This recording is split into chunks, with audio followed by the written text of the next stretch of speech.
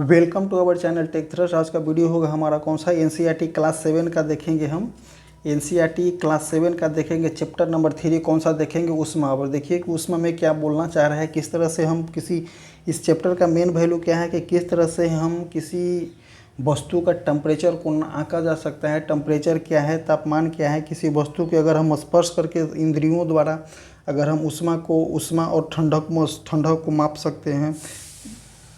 इस चैप्टर में आइए हम डिक्लेयर से लेकर के पढ़ते हैं। आप जानते हैं कि ऊनी वस्त्र जो है जामवंत रेशों से बनाए जाते हैं। आप यह भी जानते हैं कि सूती वस्त्र जो है पादप रेशों से बनाए जाते हैं। हम शीतकाल में ऊनी वस्त्र पहनते हैं जो हमें गर्म रखता है। जब मौसम गर्म होता है तो हम हल्के रंग के सूती कपड़े सूती वस्त्र पहनना पसंद करते हैं। यह हमें ठंडा का अनुभव कराते हैं। आप यह जानने के लिए अवश्य उत्सुक होंगे कि किसी विशेष ऋतु में विशेष प्रकार के वस्त्र ही क्यों पहने जाते हैं। अब देखिए इसमें क्या बोलता है, गर्म और ठंडा के बारे में बताया गया है। किसी वस्तु को जब किसी वस्तु को गर्म कब होता है, ठंडा कैसे होता है। हम अनेक वस्तुओं को संपर्क में आते हैं जैसे कि कुछ गर्म वस्तु, कुछ ठंडी वस्तु। जैसे चाय, बनी हुई चाय जो किस प्रकार की होती है, गर्म होती है। बर्फ़ जो होती है किस प्रकार की होती है, ठंडी होती है। इसी तरह से हम वस्तु को गर्म और ठंडा में बता सकते हैं कि किस तरह से गर्म है, किस तरह से ठंडा है। और हाँ, ये सबसे बड़ी इसमें सबसे बड़ी क्या है कि आप किसी भी वस्तु को कितना गर्म है, कितना ठंडा है, आप स्पर्श इंद्रियों पर विश्वास नहीं लगा सकते हैं। एग्जाम में डायरेक्ट पूछेगा कि किसी भी वस्तु को कितना गर्म है, कितना ठंडा है, आप स्पर्श इंद्रियों जरा कि विश्वास कर सकते हैं तो नहीं कर सकते हैं। क्योंकि हाउ मच अमाउंट जो है, कितना ये गर्म है, कितना ये ठंडा है, इसमें नहीं। अगर ज़्यादा गर्म होगा तो हाथ से छुएंगे तो क्या हो जाएगा, हाथ से छुएंगे तो हाथ मेरा जल जाएगा। और उसी तरह से बोल रहे हैं कि एक इंद्रियों पर विश्वास नहीं किया जा सकता है कि हाउ मच अमाउंट है, कितना अमाउंट गर्म है, कितना अमाउंट ठंडा है। सो इस पर विश्वास नहीं किया जा सकता है। कोई वास्तव में कितना गर्म है, कोई वस्तु जो है वास्तव में कितना गर्म है। किसी वस्तु की उष्णता की विश्वसनीय माप उसके ताप से की जाती है। किसी वस्तु की उष्णता के विश्वसनीय माप उसके ताप से की जाती है। ताप मापने के लिए उपयोग की जाने वाली युक्ति कौन सा है, थर्मामीटर, जिसे हम तापमापी कहते हैं। किसी वस्तु की उष्णता में की विश्वसनीय माप उसके ताप से की जाती है। ताप मापने के उपयोग की जाने वाली युक्ति कौन सा है, तापमापी कहते हैं। अभी देखते हैं तापमापी है क्या। तापमापी थर्मामीटर को बोल सकते हैं। आप थर्मामीटर को अच्छा तरह से जानते होंगे। जब कभी आपके परिवार में किसी को बुखार चढ़ा हो या टेम्परेचर को थर्मामीटर से मापा जाता है। टेम्परेचर को किससे मापा जाता है, तो थर्मामीटर से मापा जाता है। जिस तापमापी से हम अपने शरीर के माप को मापते हैं उसे क्या बोलते हैं, डॉक्टरी तापमापी बोलते हैं। जिस ताप से हम अपने शरीर के ताप को मापते हैं उसे क्या बोलते हैं, उसे डॉक्टरी थर्मामीटर कहते हैं। किसी थर्मामीटर को अपने हाथ से पकड़िए तथा इसका ध्यानपूर्वक परीक्षण कीजिए। यदि आपके पास थर्मामीटर नहीं है तो अपने मित्र के साथ मिलकर डॉक्टरी थर्मामीटर का उपयोग कर सकते हैं। अब देखते हैं यहाँ पे डॉक्टरी थर्मामीटर किस तरह से होता है, जो दिखाया गया है। डॉक्टरी थर्मामीटर कैसा होता है, इसका रेटिंग जो है 37 से चालू होता है। हम आगे देखेंगे इसके बारे में। डॉक्टरी थर्मामीटर में एक लंबी, बारीक तथा एक समान व्यास की एक कांच नली होती है, जो ये है कांच नली। लंबी बारीक और एक व्यास जो है कांच की नली की व्यास है तथा एक समान व्यास की कांच की नली होती है तथा इसके सिरे पर एक बल्ब होता है, जो ये क्या है, एक बल्ब है। सिरे पर कौन सा है, एक बल्ब होता है। बल्ब में पारा भरा रहता है, इसमें पारा भरा रहता है। बल्ब के बाहरी नली में पारे की एक पतली चमकीली धारा दिखाई देती है। जैसे इसमें पारा भरा हुआ है और ये नली दिखाई दे रहा है, जो इसी में पारा को टेम्परेचर होने पे इसी नली में चढ़ते चला जाता है। यदि पारे की धारे आपको दिखाई ना दे तो थर्मामीटर को थोड़ा सा घुमाइए। जब इसे आपको उसमें धारी दिखाई ना देने लगे थर्मामीटर को, आपको ताप मापने के मापक्रम भी दिखाई देगा, जैसे कि आपको ये स्केल दिखाई देगा। ताप मापने की उपयोग किए जाने वाले मापक्रम सेल्सियस में होते हैं, जिसे सी द्वारा दर्शाया जाता है। उपयोग की जाने वाले जो होते हैं कौन सा हमें सेल्सियस में होता है, सेल्सियस होता है जो सी से दर्शाया जाता है। इसके बारे में हम देखते हैं पूरा अच्छी तरह से। डॉक्टरी थर्मामीटर को हम 35 डिग्री सेल्सियस से 42 डिग्री सेल्सियस तक के तापमान को माप सकते हैं।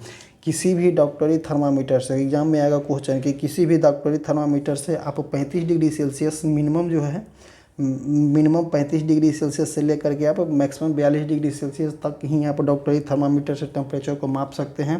35 डिग्री से नीचे का टेम्परेचर को भी आप नहीं माप सकते हैं, और 42 डिग्री से एबव का टेम्परेचर को भी आप नहीं माप सकते हैं। साफ साफ इसमें लिखा गया है। तो थर्मामीटर से ताप मापना है, किस तरह से थर्मामीटर से ताप मापा जाता है। आइए हम थर्मामीटर से ताप मापने को सिखाते हैं आप लोगों को कि किस तरह से थर्मामीटर से ताप मापा जाता है। तो यहाँ पे देखते हैं डॉक्टरी थर्मामीटर का उपयोग। डॉक्टरी थर्मामीटर का उपयोग करने के लिए आवश्यक सावधानियाँ इसमें क्या बताया गया है। इस जो चीज़ इसमें लिखा हुआ वही चीज़ इसमें भी लिखा हुआ है। तो बताते हैं हमको। थर्मामीटर का उपयोग से पहले और उपयोग के पश्चात धोना चाहिए। धोने के लिए किसी पुत्तिरोधी या एंटीसेप्टिक घोल का उपयोग करना चाहिए। पुत्तिरोधी या एंटीसेप्टिक घोल का उपयोग करना चाहिए। थर्मामीटर को धोने के लिए कौन सा जो बल्ब जो होता है ना, उसको तभी जो पारा चढ़ा रहेगा जो नीचे आ जाएगा। सुनिश्चित कीजिए कि उपयोग से पहले पारे का तल कितना डिग्री सेल्सियस होना चाहिए। 35 डिग्री सेल्सियस होना चाहिए। क्यों 35 डिग्री सेल्सियस होना चाहिए? क्योंकि बॉडी जो डॉक्टरी थर्मामीटर का रेंज जो है 35 डिग्री से नीचे नहीं जा सकता है। तो 35 डिग्री से लेकर के 42 डिग्री तक इसका रेंज होता है। थर्मामीटर को पढ़ते समय पारे के तल की दृष्टि देखें और सीधा में होना चाहिए। थर्मामीटर का सावधानीपूर्वक उपयोग कीजिए। किसी कठोर वस्तु से टकराने या टूट न सके। थर्मामीटर का उपयोग करते समय आप इसे बल्ब से नहीं पकड़ना चाहिए। बल्ब जो होता है थर्मामीटर ए हो गया, और यहाँ पे एक बल्ब लगा रहता है। बल्ब से नहीं पकड़ना चाहिए, यहाँ से पकड़ना चाहिए। अब देखते हैं कौन सा चिन्हों के बीच भाग होता है। तब इसे छोटे चिन्ह मान लीजिए कि दो बड़े चिन्हों के बीच 1 डिग्री का अंतर होता है, तभी इन चिन्हों के बीच भाग होता है। तब एक छोटा वस्तु भाग जो होता है 1.5 डिग्री सेल्सियस अर्थात 0.2 डिग्री सेल्सियस होता है। जो उसमें है वही चीज़ इसमें भी लिखा हुआ है। और अपने शरीर का ताप कितना होता है आप नोट कीजिए। मानव शरीर का सामान्य ताप 37 डिग्री सेल्सियस से। ध्यान दीजिएगा कि ताप को इसके मात्रा के साथ व्यक्त किया जाता है। मात्रा क्या हो जाएगा? सी हो जाएगा। सेल्सियस और केल्विन, इसके बारे में हम अगले अध्याय में पढ़ेंगे, अगले में पढ़ेंगे। अब देखिए मानव शरीर का सामान्य टेम्परेचर कितना होता है? 37 डिग्री सेल्सियस होता है। मानव शरीर का सामान्य टेम्परेचर जो स्वस्थ व्यक्ति होता है उसका टेम्परेचर कितना डिग्री सेल्सियस होता है? 30 डिग्री सेल्सियस होता है। अब देखते हैं क्या प्रत्येक विद्यार्थी का शरीर का ताप 37 डिग्री सेल्सियस होता है? ये आवश्यक नहीं है। प्रत्येक व्यक्ति का समान ताप 37 डिग्री सेल्सियस हो ये आवश्यक नहीं है। यह कुछ अधिक अथवा कुछ कम भी हो सकता है। वास्तव में जिसे हम सामान्य ताप कहते हैं, नॉर्मल टेम्परेचर कहते हैं, वह स्वस्थ व्यक्ति का विशाल समूह का क्या होता है? औसत होता है। स्वस्थ व्यक्ति का विशाल समूह का औसत कितना होता है? 37 डिग्री सेल्सियस होता है। अब जैसे कि हम आपको डॉक्टरी थर्मामीटर के बारे में बता देंगे तो दिमाग में आया होगा। जैसे इस बुक में भी दिमाग में एक बच्चा का आया है। इस बच्चा का नाम क्या है? बूझो है। उसके मस्तिष्क में दिमाग में क्या आया? क्या हम डॉक्टरी थर्मामीटर से दूध का टेम्परेचर माप सकते हैं? तो ये इसके बारे में हम जानते हैं कि माप सकते हैं नहीं माप सकते हैं। पूरा डिटेल में हम देखते हैं। चेतावनी जो कि बताता है डॉक्टरी थर्मामीटर का उपयोग मानव शरीर का ताप मापने को छोड़कर किसी अन्य वस्तु को मापने के लिए मत कीजिए। थर्मामीटर को धूप तथा आग के पास से रखने से बचे। ऐसा करने से थर्मामीटर क्या हो जाएगा? टूट जाएगा। और डॉक्टरी थर्मामीटर का उपयोग सिर्फ और सिर्फ बॉडी का टेम्परेचर मापने के लिए किया जाता है, अन्यथा और किसी चीज़ का टेम्परेचर मापने के लिए नहीं किया जाता है। क्योंकि डॉक्टरी थर्मामीटर का रेंज कितना होता है 35 डिग्री सेल्सियस से कितना होता है 42 डिग्री सेल्सियस। इसीलिए क्यों नहीं करते हम डॉक्टरी थर्मामीटर का उपयोग, क्योंकि अगर 35 डिग्री से नीचे टेम्परेचर होगा, 35 डिग्री सेल्सियस से नीचे टेम्परेचर होगा तो भी रेटिंग नहीं मिलेगा, 42 डिग्री से एबव टेम्परेचर होगा फिर भी रेटिंग नहीं मिलेगा। इसीलिए हम उपयोग नहीं करते हैं। सेम चीज़ इसी में भी दिया होगा कि डॉक्टरी थर्मामीटर केवल मानव शरीर का ताप मापने के डिजाइन किया गया है। मानव शरीर का तापमान 35 डिग्री से कम तथा 42 डिग्री से अधिक नहीं होता है। एक पॉइंट और बता दें कि मानव शरीर का जो टेम्परेचर होता है 35 डिग्री से कम और 42 डिग्री से अबव भी नहीं होता है। इसका रेंज कितना होता है 35 से 42 होता है। कभी ये सब एक स्टेटमेंट वाइज में क्वेश्चन आते रहता है, तो इस सब चीज़ को ध्यान दीजिएगा। क्या बोलता है प्रयोगशाला तापमापी। प्रयोगशाला तापमापी क्या है, ऐसा इसके लिए अन्य तापमापी का यूज किया जाता है। ऐसा कि एक तापमापी प्रयोगशाला तापमापी होता है जो आपको दिखाया गया है कि ये वाले प्रयोगशाला तापमापी है। प्रयोगशाला में इस प्रयोगशाला का तापमापी, जैसे कि दूध का टेम्परेचर निकालना है तो हम किससे प्रयोगशाला तापमापी से दूध का टेम्परेचर मेजरमेंट कर सकते हैं। अब देखते हैं क्या बोलता है। मापे जा सकने वाले अधिकतम तथा न्यूनतम ताप को नोट कीजिए। प्रयोगशाला में जो अधिकतम और न्यूनतम ताप होता है उसको प्रयोगशाला तापमापी का परिसर कितना होता है -110 डिग्री सेल्सियस से -10 डिग्री सेल्सियस से 110 डिग्री सेल्सियस तक होता है। अब आप बता सकते हैं कि दूध का टेम्परेचर हम क्यों माप सकते हैं, तो कितना हो जाएगा। प्रयोगशाला तापमापी का रेंज कितना होता है -10 डिग्री सेल्सियस से 110 डिग्री सेल्सियस प्रयोगशाला तापमापी का क्या होता है रेंज हो जाता है। अब ये देखते हैं, आपने डॉक्टरी थर्मामीटर में ठीक किया था, ठीक उसी प्रकार इस प्रकार से भी किसी सबसे छोटे भाग द्वारा दर्शाए जाने वाले इस मान को ज्ञात के तापमापी द्वारा दर्शाए जाने वाले ठीक पढ़ने के लिए आपको आवश्यक होगा, जो कि वही सब जो मेजरमेंट वहाँ पे किए थे वही चीज़ भी यहाँ भी किया गया है। विभिन्न परियोजनाओं के लिए विभिन्न प्रकार का तापमापी उपयोग किए जाते हैं। जैसे विभिन्न परियोजनाओं के लिए अलग अलग तापमापी का भी उपयोग किया जाता है। मौसम की रिपोर्ट में दिए गए अधिकतम तथा न्यूनतम तापों की जानकारी देने के लिए अधिकतम न्यूनतम तापमापी का उपयोग किया जाता है। अधिकतम और न्यूनतम तापमापी की जानकारी देने के लिए अधिकतम और न्यूनतम तापमापी का उपयोग किया जाता है। यहाँ पे क्या दिया हुआ है, यहाँ पे कोई परीक्षण किया गया है। इसके बारे में हम देखते हैं कि किस तरह से परीक्षण किया गया है। प्रयोगशाला तापमापी का उपयोग करते समय डॉक्टरी थर्मामीटर का पाठ्यांक लेते समय बरती जाने वाली सावधानियाँ के अतिरिक्त निम्नलिखित सावधानियाँ भी बरती जानी चाहिए। किसका, पर डॉक्टरी थर्मामीटर वाले सावधानियाँ और इसका सावधानियाँ को दोनों में एक थोड़ा सा डिफरेंट है। कौन सा डिफरेंट है, तापमापी को ऊर्ध्वाधर मतलब कि खड़ा में रखना चाहिए। तापमापी को ऊर्ध्वाधर रखना चाहिए, ना कि तिरछा में रखना चाहिए। कौन सा, प्रयोगशाला वाले तापमापी को तापमापी का बल्ब चारों ओर से उसी पदार्थ से घिरा होना चाहिए जिसका ताप मापना है। बल्ब बर्तन की दीवार से नहीं छूना चाहिए। बस ये दोनों डिफरेंट है, ये दोनों एक्स्ट्रा है जो प्रयोगशाला तापमापी के बारे में बताता है। प्रयोगशाला तापमापी का बारे में, तो अब जैसे आपके दिमाग में आता होगा कि प्रयोगशाला तापमापी से क्या हम बॉडी का टेम्परेचर माप सकते हैं या नहीं माप सकते हैं।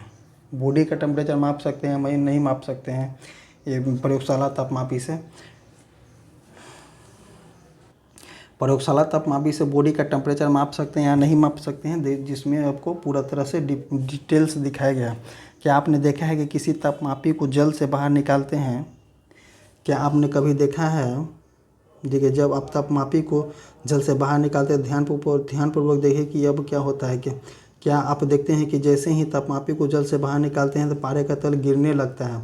इसका अर्थ है कि किसी प्रयोगशाला द्वारा ताप का पाठ्यांक तभी नोट करना चाहिए जब बल्ब जो है जल या वस्तु में रखा होता है जिसके ताप मापना होता है।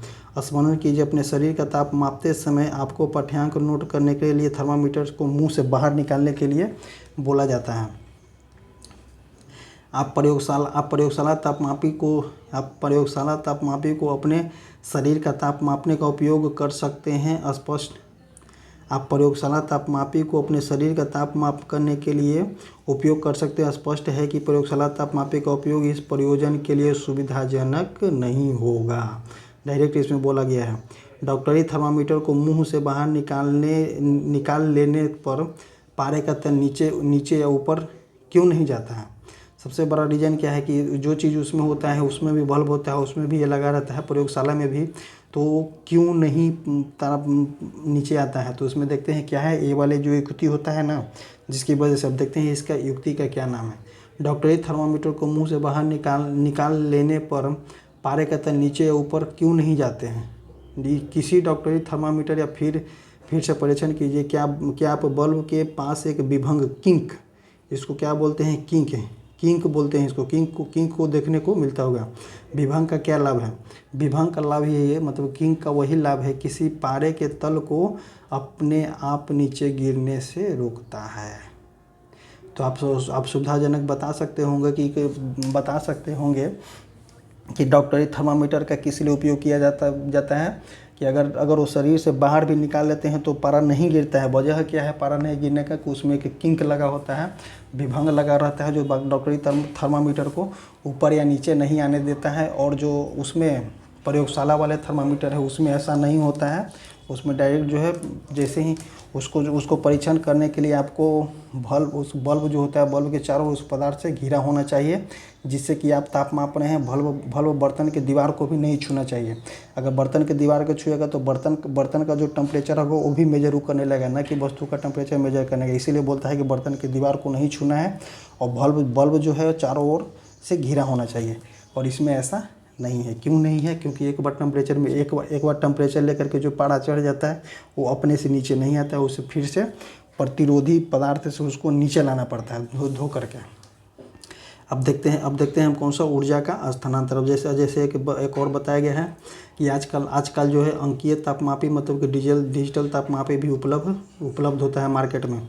ऊष्मा का स्थानांतरण कैसे होता है? देखते हैं हम ऊष्मा का स्थानांतरण। ऊष्मा का स्थानांतरण हम देखेंगे किस तरह से होगा। ऊष्मा गर्म वस्तु से ठंडी वस्तु की ओर प्रवाहित होती है। ऊष्मा का स्थानांतरण जो होता है, ऊष्मा गर्म वस्तु से ठंडी वस्तु की ओर प्रवाहित होती है। वास्तव में ऊष्मा सदैव जो है गर्म वस्तु से अपेक्षाकृत ठंडी वस्तु की ओर प्रवाहित होती है। यही बताया गया है किसके बारे में? ऊष्मा के बारे में बताया गया है। अब क्या बोलते हैं, ऊष्मा किस प्रकार स्थानांतरित होता है? ये इसके बारे में देखते हैं कि ऊष्मा का स्थानांतरण किस प्रकार से ऊष्मा का स्थानांतरण होता है। क्या आपने सोचते हैं कि किसी ऊष्मा ज्वाला के सबसे निकट के सिरे को दूसरे सिरे की ओर विस्थापित स्थानांतरित होती है।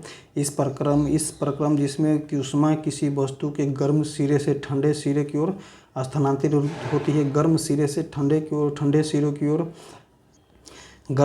ठंडे सिरे की ओर स्थानांतरित होती है और स्थानांतरित होती है। चालन कहलाते हैं। ठोसों में ऊष्मा प्रायः चालन के प्रक्रम द्वारा स्थानांतरित होता है। ठोसों में जो होता है, ठोस में ऊष्मा का किसके द्वारा होता है? चालन के द्वारा होता है। क्या सभी पदार्थों में ऊष्मा का संचालन आसानी से हो जाता है?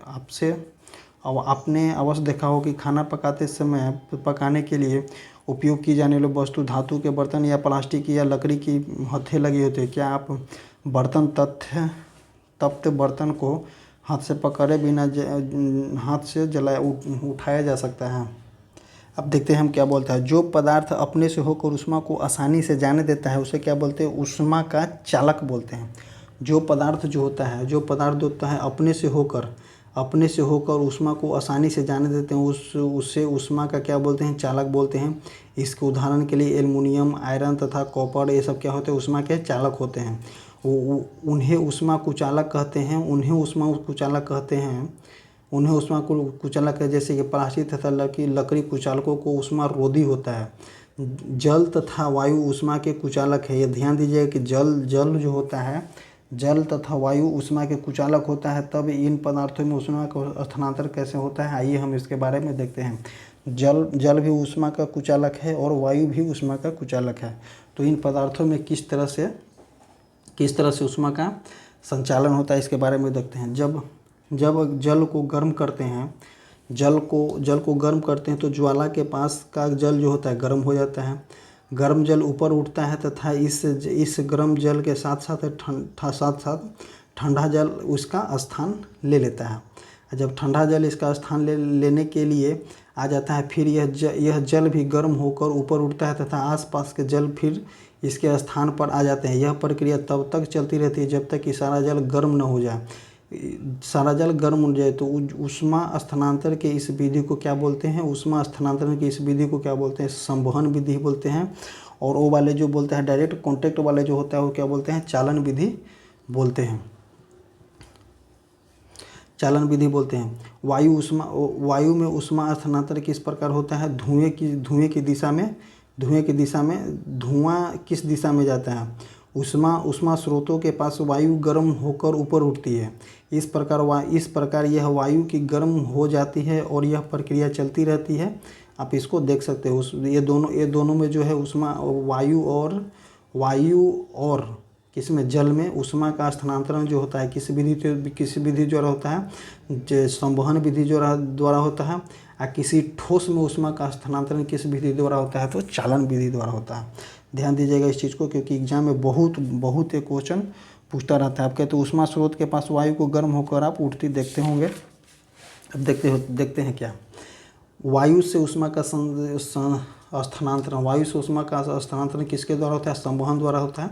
देख सकते हैं आप किस तरह से किया है। अब देखते हैं इसमें क्या समुद्री समीर और स्थलीय समीर क्या है? समुद्री समीर और स्थलीय समीर क्या है? इसमें पूरा अच्छा से दिखाया गया है।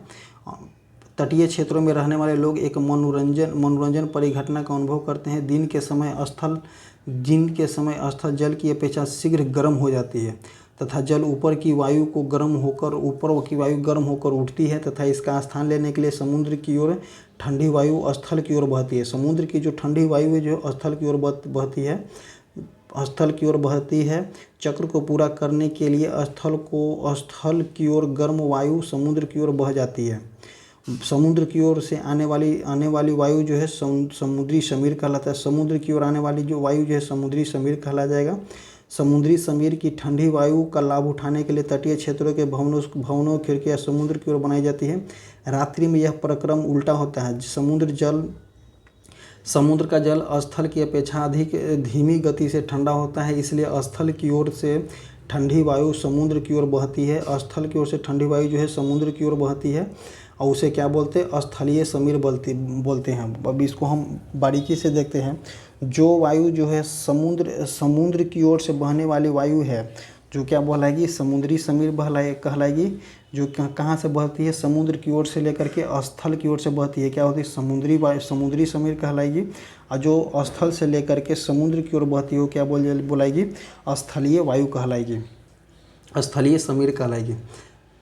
अब इसी प्रकार हम देखते हैं जब हम धूप में खड़े होते हैं तो हम गर्माहट अनुभव करते हैं। सूर्य से हमें ऊष्मा कैसे पहुंचती है? यह चालन अथवा संवहन द्वारा नहीं पहुंचती। सूर्य से जो ऊष्मा पहुंचती है वो चालन अथवा संवहन द्वारा नहीं पहुंचती।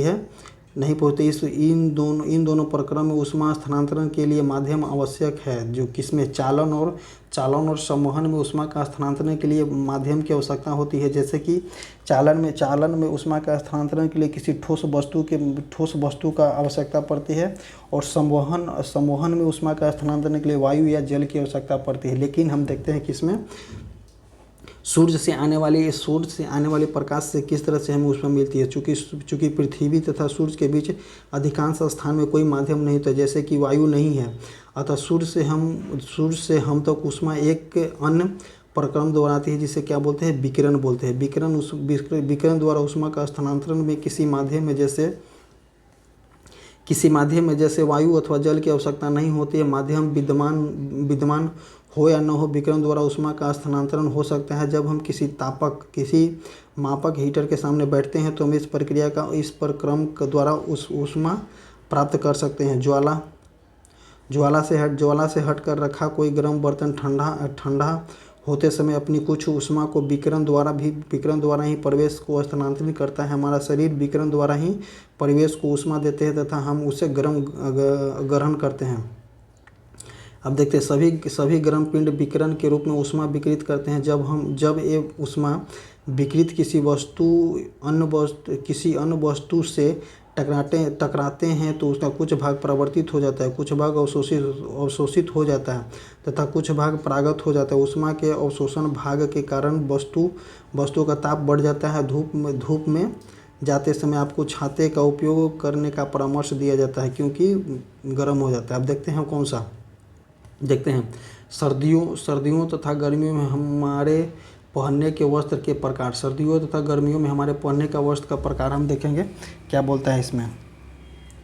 देखते हैं हम गर्मियों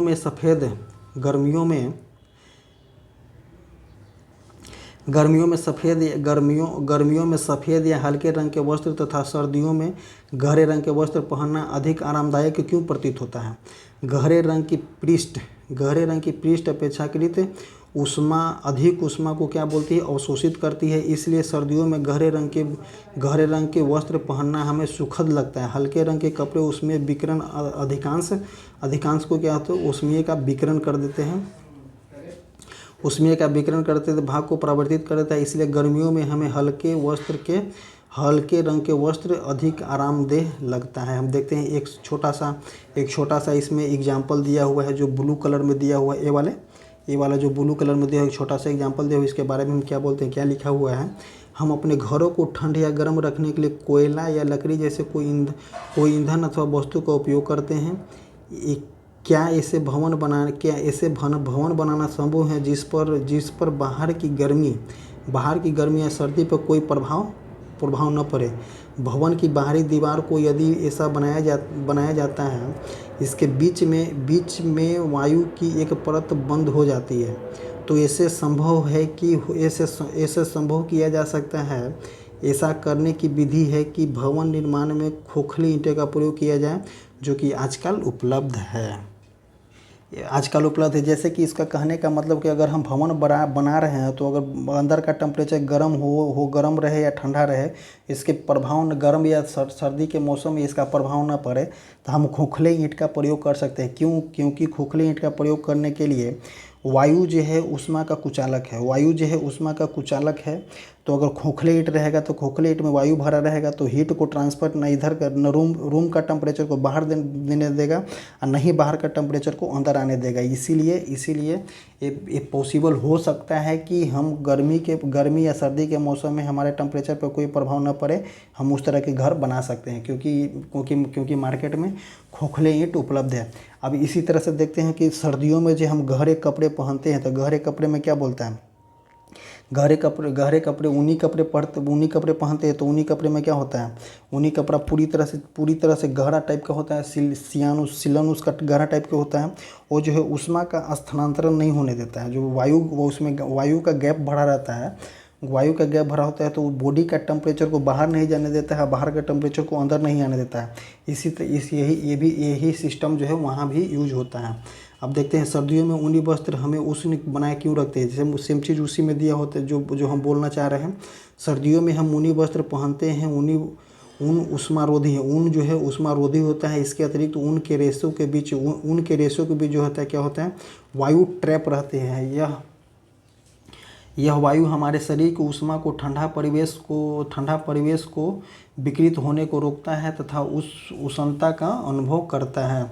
मान लीजिए सर्दियों में आपको एक मोटे कंबल अथवा मान लीजिए सर्दियों में आपको एक छोटा सा एग्जाम्पल अपने को लिया है। मान लीजिए सर्दियों में आपको एक मोटे कंबल अथवा एक के ऊपर एक जुड़े पतले दो कंबल से किसी एक का चुनाव करने के लिए छूट हो तो आप इनमें से कौन से चुनेंगे। क्या आप इसको याद रखिए कि दोनों कमलों के बीच दोनों कमलों के बीच जो होता है वायु के परत विद्यमान होता है। जैसे दो पतले कंबल हम लेंगे तो इनके बीच के वायु के परत विद्यमान होगा। तो दो पतले कंबल रहेगा, इनके बीच के वायु जो होता है वायु ट्रैप जो होता है, इसके वायु फंसे रहते हैं। अब जैसे ऊष्मा का स्थानांतरण नहीं हो पाएगा क्योंकि वायु जो है ऊष्मा का क्या है, कुचालक है। तो दूसरे कंबल के बीच जो है उस वायु जो है ऊष्मारोधी का काम करेगा। वायु जो है ऊष्मारोधी का काम करेगा और ऊष्मा को बाहर न देने जाएगा, इसीलिए हमारा शरीर जो है गर्म होगा। और तो 2 कमल वाले गर्म होगा और ठंडे 1 कमल वाले उतना नहीं हो पाएगा। अब इसमें देखते हैं प्रमुख शब्द क्या बोलता है। सेल्सियस स्केल बोलता है। सेल्सियस स्केल जो है किसी वस्तु को वायु को मापा जाता है। डॉक्टरी थर्मामीटर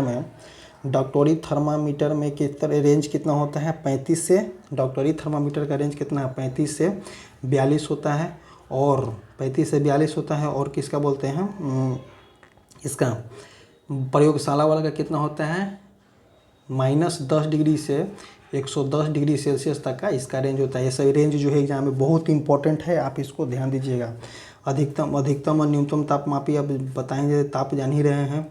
उच्चालन क्या बोलता है, किसी ठोस वस्तु में ऊष्मा का स्थानांतरण जो होता है, चालन विधि जो होता है, ऊष्मारोधी क्या होता है, ऊष्मा को पार नहीं कर सकता है। तापमापी जो होता है टेम्परेचर मापा जाता है। चालक क्या हो जाता है, वही हो जाता है जो अपने से होकर ऊष्मा का स्थानांतरण अच्छा तरीका से होने देता है, चालक कहलाता है। और क्या थल समीर जो होता है रात में थल से किसकी ओर चलती है, रात में थल समीर जो होता है थल से लेकर के किसकी ओर चलती है, समुद्र की ओर चलती है, जो थल समीर कहलाता है। थर्मामीटर आप जान सकते हैं, थर्मामीटर से किसी का टेम्परेचर नापा जाता है। दो टाइप के थर्मामीटर होते हैं, एक डॉक्टरी थर्मामीटर हो गया, प्रयोगशाला थर्मामीटर हो गया। दोनों से अलग अलग हम टेम्परेचर, डॉक्टरी थर्मामीटर से सिर्फ हम बॉडी का टेम्परेचर ही नाप सकते हैं। संवहन का हो गया, जैसे संवहन हो गया, जल और वायु में ऊष्मा का स्थानांतरण जो होता है संवहन विधि से होता है। समुद्री समीर क्या हो गया, दिन के मौसम में समुद्र की हवा जो है स्थल की ओर चलती है, समुद्री समीर हो गया। अंकीय तापमान जो होता है डिजिटल थर्मामीटर के बारे में बताया गया है। कुचालक क्या होता है, जो जिससे ऊष्मा का स्थानांतरण नहीं होता है। जैसे कि खाना बनाने वाले बर्तन में देखे होंगे कुचालक पदार्थ लकड़ी या कोई प्लास्टिक का लगा रहता है, उसमें ऊष्मा का जो है संचालन नहीं होता है। और विकिरण क्या हो गया, विकिरण हो गया वही हुआ जो सूर्य से जो ऊष्मा मिलता है वो विकिरण विधि से होता है। सूर्य से विकिरण विधि में क्या होता है कि कोई मीडियम नहीं होता है, डायरेक्ट हमें ऊष्मा मिल जाता है। प्रतिरोधी को कोई एंटीसेप्टी जो होता है, एंटीसेप्टी चीज़ होता है जिसको थर्मामीटर धोया जाता है।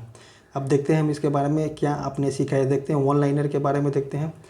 किसी वस्तु की उष्णता की कोटि ज्ञात करने के लिए हम सदैव अपनी स्पर्श इंद्रियां पर विश्वास नहीं कर सकते हैं। ये तो सही है, अगर स्पर्श इंद्रियां पे हम विश्वास करेंगे तो इसका एग्जैक्ट वैल्यू भी नहीं आएगा, और अगर ज़्यादा गर्म होगा तो हमारा हाथ भी गर्म हो जाएगा, तो इसीलिए हम नहीं कर सकते। ताप किसी वस्तु की उष्णता की कोटि को मापता है, ये भी सही, उष्णता की कोटि को किसी वस्तु को मापता है। ताप वह युक्ति है जिससे हम तापमापी वह युक्ति है जिससे हम ताप मापते हैं। ये दोनों जो है एग्जाम में स्टेटमेंट वाइज को क्वेश्चन पूछते रहता है कि ताप किसे कहते हैं। ताप किसी वस्तु की उष्णता की कोटि को मापते हैं। और तापमान जो है किसी तापमान वह युक्ति है जिससे ताप मापा जाता है। डॉक्टरी थर्मामीटर का उपयोग हमारे शरीर का ताप मापने के लिए किया जाता है। इस थर्मामीटर का परिसर कितना होता है 35 से 42 होता है। डॉक्टरी थर्मामीटर का रेंज कितना होता है 35 से 42 होता है। अन्य प्रयोजनों के लिए हम प्रयोगशाला तापमापी का उपयोग करते इसे तापमापी परिसर कितना होता है -10 डिग्री सेल्सियस से 110 डिग्री सेल्सियस होता है। और इसके बारे में हम डिटेल में वीडियो में कह चुके हैं, आप देखिएगा, उसके डिटेल से देखिएगा। शरीर का तापमान कितना होता है 37 डिग्री सेल्सियस होता है। शरीर का एवरेज टेम्परेचर मापा जाता है। एक विशालकाय शरीर का टेम्परेचर 30 डिग्री सेल्सियस होता है, या तो 30 डिग्री सेल्सियस से कम भी हो सकता है, बढ़ भी सकता है। लेकिन जो एवरेज टेम्परेचर विशालकाय शरीर का एवरेज टेम्परेचर और स्वस्थ शरीर का एवरेज टेम्परेचर कितना होना चाहिए 37 डिग्री सेल्सियस होना चाहिए। अब देखते हैं ऊष्मा उच्च ताप के पिंड से निम्न ताप के पिंड की ओर स्थानांतरित होती है। एक वस्तु से दूसरी वस्तु में ऊष्मा 3 प्रक्रमों द्वारा स्थानांतरित होता है। कौन कौन से हो गए, चालन द्वारा होता है। किसी ठोस वस्तु में ऊष्मा का स्थानांतरण किससे, चालन विधि द्वारा होता है। संवहन विधि हो गया, वायु और जल में ऊष्मा का स्थानांतरण किस विधि से होता है, संवहन विधि में हो जाता है। अब विकिरण जो है सूर्य से आने वाली ऊष्मा जो हमें किस विधि से मिलती है, विकिरण विधि से मिलता है। विकिरण विधि में कोई मीडियम की आवश्यकता नहीं होती है। अब ठोस में प्रायः ठोस में प्रायः ऊष्मा चालन विधि द्वारा स्थानांतर होती है। द्रवों तथा गैसों में ऊष्मा जो होता है, द्रवों तथा गैसों में ऊष्मा संवहन विधि द्वारा स्थानांतरित होती है। अब विकिरण द्वारा ऊष्मा के हस्तांतरण के किसी माध्यम की आवश्यकता नहीं होती है। जो हमने पहले बोला सेम चीज़ सेम लाइन यहाँ पे लिखा हुआ है। जो पदार्थ अपने से होकर ऊष्मा को आसानी से प्रभावित होने देते हैं उसे क्या बोलते हैं? ऊष्मा का चालक बोलते हैं। गहरे रंग की वस्तुएं हल्के रंग की वस्तुओं की अपेक्षा ऊष्मीय विकिरण की अच्छी अवशोषक होती है। यही कारण है कि हम गर्मियों में हल्के रंग की वस्त्र में अधिक आराम अनुभव करते हैं। कब? गर्मियों के दिनों में। गर्मियों के दिनों में हमें हल्के रंग की वस्त्र पहनने चाहिए और ठंडे के दिन में हमें गहरे रंग की वस्त्र पहनने के लिए सलाह दिया जाता है। सर्दियों में ऊनी वस्त्र हमें गर्म रखते हैं। इसका कारण यह है कि ऊन जो है उष्मारोधी है। इनके रेशों के बीच क्या होते हैं? वायु ट्रैप हो जाती है। वायु ट्रैप जो होता है, वायु जो है उष्मा का क्या होता है? कुचालक होता है और वो उष्मा को न इधर से इधर ट्रांसफ़र होने नहीं देता है। इसी तरह से ये चैप्टर मेरा समाप्त होता है। क्लास 7 का ऊष्मा चैप्टर समाप्त होता है। हमने इस चैप्टर में लाइन बाय लाइन हर एक पॉइंट को कवर किया है और एग्ज़ाम ओरिएंटेड आपको एनसीईआरटी पढ़ना ही पढ़ना है। एनसीईआरटी से क्वेश्चन आजकल देखने को एग्ज़ाम में मिल रहे हैं। सो आप जाइए और एनसीईआरटी को पढ़िए। पढ़ने करके वीडियो को देखिए, आप 100% क्वेश्चन को अटैम्प्ट करने के लिए सक्षम हो जाइएगा। इसी तरह से वीडियो से हमारे बने रहें और इसमें वेरियस टाइप के क्लासेस चलते रहते हैं। आप उस क्लासेस को भी अटैम्प्ट करें। जैसे लूसेंट सीरीज होगा, लूसेंट सीरीज तो बहुत ही इंपॉर्टेंट है क्योंकि लूसेंट को डायरेक्ट पढ़ना और डायरेक्ट पढ़ करके याद करना बहुत कॉम्प्लिकेटेड है। आप डायरेक्ट पढ़ करके नहीं आता, विदाउट एनी हेल्प है। सो आपको यहाँ पे हेल्प मिल जा रहा है, आप जा करके लूसेंट को पढ़िए। सो इसके लिए thank you, bye bye, take care, धन्यवाद। और हमारा जो टेलीग्राम लिंक है कमेंट बॉक्स और डिस्क्रिप्शन बॉक्स में पिन किया हुआ रहता है, आप वहाँ से जाइए और टेलीग्राम से जुड़ जाइए। So thank you, bye bye, धन्यवाद।